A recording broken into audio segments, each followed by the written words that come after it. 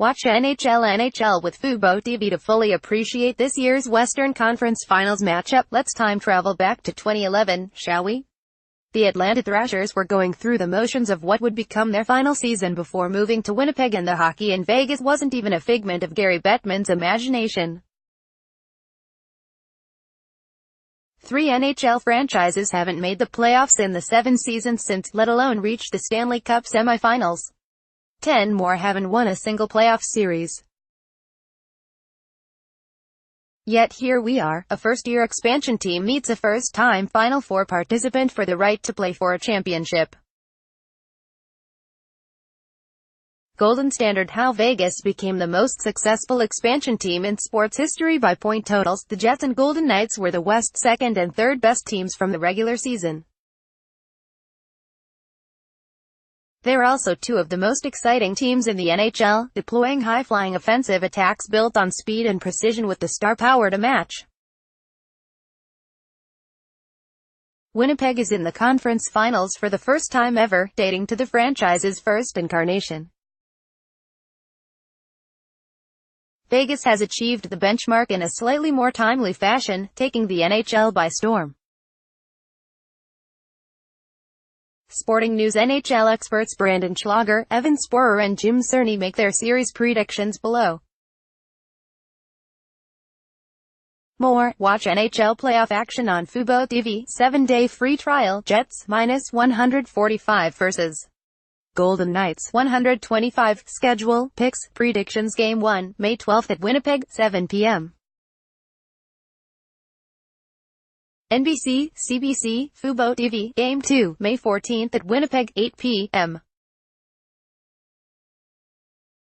NBCSN, CBC, Sportsnet, FuboTV. Game 3, May 16th at Vegas, 9 p.m. NBCSN, CBC, Sportsnet, FuboTV. Game 4, May 18th at Vegas, 8 p.m. NBCSN, CBC, FuboTV, *, Game 5, May 20th at Winnipeg, 3 p.m. NBC, CBC, Sportsnet, FuboTV, *, Game 6, May 22nd at Vegas, 9 p.m.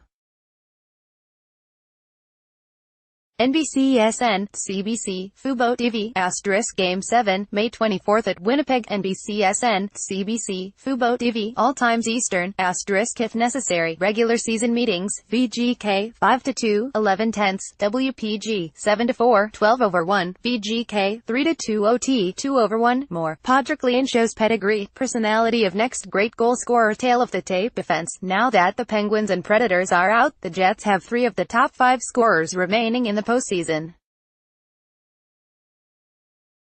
Mark Scheifele and Blake Wheeler are 1-2, 16 and 15 points, respectively, and Scheifele's 11 goals pace the entire field. Alex Ovechkin is the next closest with 8. Paul Stastny has 14 points.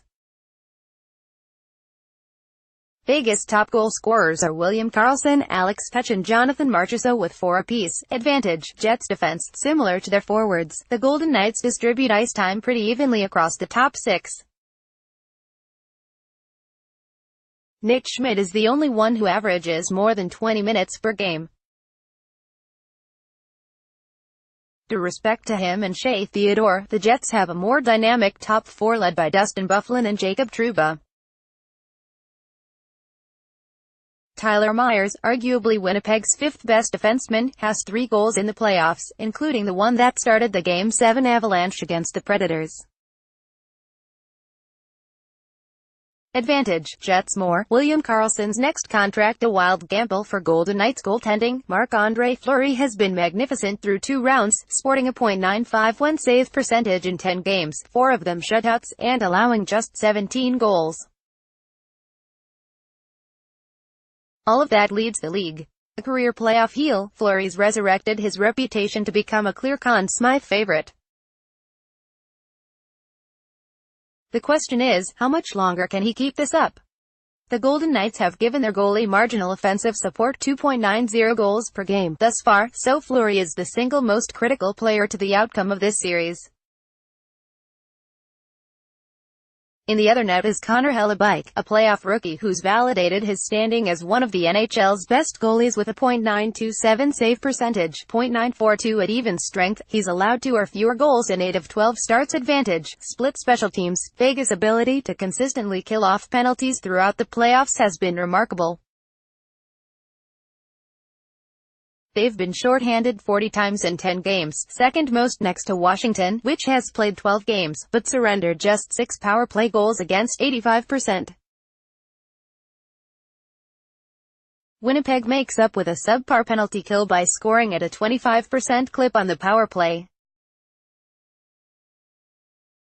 Whether they can replicate that success against the Knights will be one storyline to watch. Advantage: Golden Knights coaching. Paul Maurice and his staff have been free of coaching headaches so far in the playoffs, with their top 6 clicking in most any situation. If it isn't broken, don't fix it, and they've maintained a level-headed approach. On the other bench, Gerard Gallant is a Coach of the Year shoe-in for his work all season, finding ways to fit players into ideal roles that maximize their ability. In this series, his biggest task is to find ways to get the top line of Karlsson, Marchessault and Riley Smith into favorable situations. Advantage: split more. Already toast of hockey, Vegas' success story deserves wider audience. Staff predictions: Brandon Schlager, 9-3. They said the Kings, with their 2 Stanley Cups, would be too structured and battle-tested to handle. They said the Sharks, speedy, coordinated and full of dynamic offensive talent, would beat them at their own game. They were wrong. All of them. The Golden Knights defied logic all season and then cut through the best challengers the rest of the Pacific Division had to offer on their way to the conference finals. Their first-year fairy tale is fueled by a confluence of camaraderie, creativity, great coaching, and some good fortune. There's no making sense of it beyond that. Now it's on to Winnipeg. The would-be President's Trophy winner and Central Division champion had the Jets' season of dominance not coincided with the Predators, who they just beat in 7 games to formally announce their designs on the Stanley Cup. I've believed in Vegas this long, and still do, but this isn't the Pacific Division anymore. This is where they'll say the Jets, armed with the deepest and most talented group of forwards in the league, vastly outnumber the Knights' top scorers and can wear them down. If not, Hellebuyck has shown he's up to the task, having already outplayed fellow Vezina finalist Pekka Rinne. They'll say Fleury is due for some regression. Hell, I'm saying that. The Jets look like the most fearsome team in the NHL, and stealing 2 games from them would be an accomplishment in itself. Maybe, to my delight, I'll be wrong. If nothing else, let's not take the Golden Knights for granted and appreciate what will be the final chapter to one of the greatest sports stories we've seen in some time. Jets in 6 games. Evan Sporer, 8-4. I've been incredibly anti-Vegas all season long. I didn't think they'd do anything in the regular season, nor did I expect them to make the playoffs, nor did I expect them to win 2 rounds. But here we are, and here are these pesky Golden Knights, who just keep winning, to the point where, maybe we shouldn't be surprised. I'll say this though, I picked the Sharks last round not because I legitimately thought San Jose would win. I picked the Sharks to win that series in 5 games out of a pseudo-frustration with how well the Golden Knights continued to perform in spite of the expectations. But here is the reality as they enter this series against the Jets.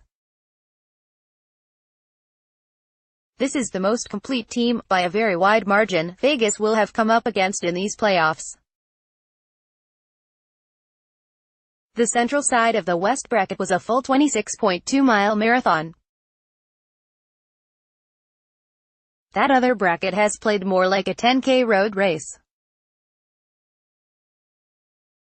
where the Golden Knights have the benefit of that one very good line gifted to them by the Panthers. The Jets roll 2 top lines, and 2 others lines they're really comfortable throwing out for any type of matchup. That's going to throw a major wrench in Gallant's game plan. Hypothetically, let's say in an ideal world for Vegas they get the Florida, Columbus line, Marchessault, Smith, and Carlson, against the Jets' top line of Kyle Connor, Schiffel and Wheeler. I fully expect the Jets' second line of Nikolai Ehlers, Paul Stastny, and Patrick Lane to eat whatever line they go head-to-head with. There's another thing that has been a major strength for the Golden Knights during this playoff run that may not play as much in their favor. Vegas leads the entire NHL with a .965 save percentage at 5-on-5, higher than any team in the Stanley Cup playoffs since 2008. Like, significantly higher, the Panthers turned in a .957 save percentage in 6 playoff games in 2016. The highest ever for a Stanley Cup winner was the Boston Bruins, in 2011 at .950. Essentially what that boils down to is Fleury is due to regress. And even if Fleury simply becomes a .950 goaltender, which is still absurdly absurd, it doesn't mean he'll be playing .950 hockey, but a bit below that to even things out. Let's just say, for argument's sake, Fleury starts playing .920 over the first 4 games of this series. Facing 26 5-on-5 shots per game, that save percentage would see him allow about 9 goals. At the frequency he has been stopping pucks, he would have only allowed 4 goals. That's an extra 5 goals against over a 4-game span. It's just really tough to see Fleury sustaining at this level because even a goalie on a hot streak in the playoffs usually gets extinguished at some points, and it can be a really ugly when it happens, looking at Rinne, just last year.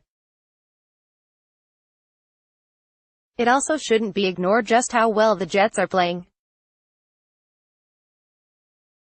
That top line is absolutely humming, and Schiffel seems like he's going to score every time he has the puck on his stick, and on the same note, has scored on 36.7% of his shots. That Connor got going later in that Predators series is also a big development, and Stastny has been really strong, solidifying their center depth with that trade deadline acquisition. There really isn't a whole lot to dislike about this Winnipeg team. Barring the Golden Knights' top line getting the vast majority of its shifts against the Ben Chiarot-Tyler Myers defensive pairing, I'm very, very confident in my Jets pick, more confident than any, not Vegas, pick I have made all season. Jets in 6 games. Jim Cerny, 8-4, TBA.